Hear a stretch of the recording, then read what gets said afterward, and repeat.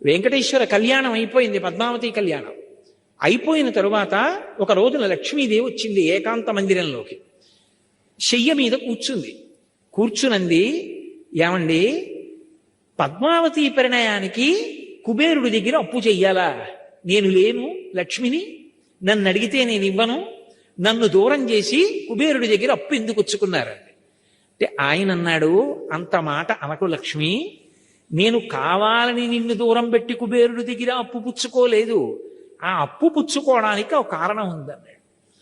ఆవిడంది, పోన్లేండి పుచ్చుకుంటే పుచ్చుకున్నారు, ద్రవ్యమే కదా కావాలి, ఎంత పుచ్చుకున్నారో చెప్పండి ఇచ్చేద్దాం, మళ్ళీ ఇద్దరం కలిసి శ్రీవైకుంఠానికి వెళ్ళిపోదాం.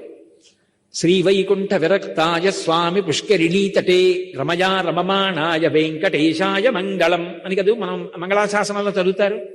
ఆయన అన్నాడు, కాదు, అసలు విషయం నేను ఎందుకున్నా